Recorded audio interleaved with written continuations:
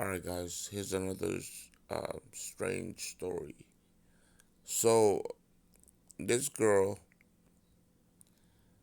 is is a TikToker, right? She's also an influencer, I think. And so she's charged with killing her mom and her stepdad, right?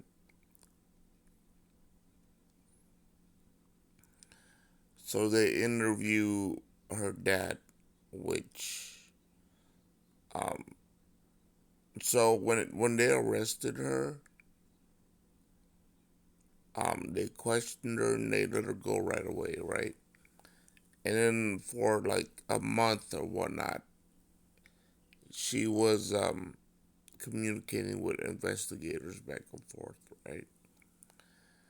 And so, as the story goes, because dad's telling the story, right, to the law and crime interviewer, because they're interviewing the dad. The dad says they didn't have any counsel, right? So they don't have their own attorney, and they weren't given an attorney yet, right?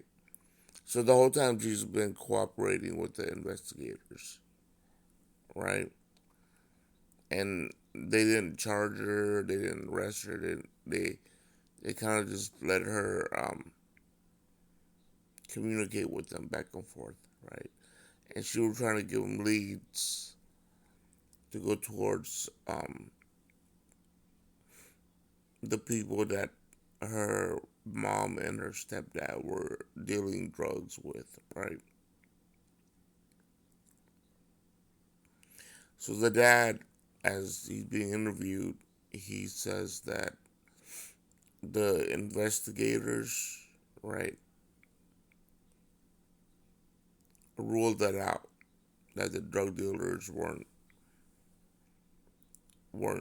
um, suspects, right?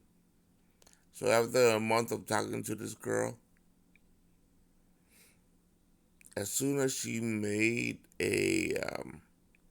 so during the funeral session, right, the memorial, she goes up and she has this beautifully written speech, and she's like bawling her eyes out, right? At the end, she says, "I'm sorry," right? Like, and the dad says that she could have been sorry for anything, right? She's like a teenager. She's 17, right? He says that, if you stepped on her shoes, she'll say sorry, right? And and so like the family of the deceased, right? They had told the investigators um, that the speech was scripted, right? Well, I personally think, me, in my opinion, kids, they're gonna write their speeches. So I don't know if that's gonna make a good case, right? But for her to say sorry at the end of her speech, right? That's where the dad thought that that that's the reason why they took her in, because it was a semi form of like some sort of formal confession, because it's almost like indirect confession, right? She's giving like a eulogy speech in a funeral, right? And then she says sorry at the end. So you can say like, well, okay, why'd you say sorry at a funeral where the deceased was murdered, right? So, yeah, it makes logical sense, but I think it's a bit reaching, though. You know what I mean? Like,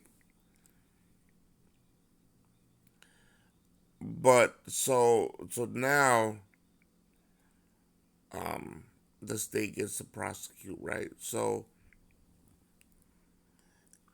the dad's asking around, and he's saying like, what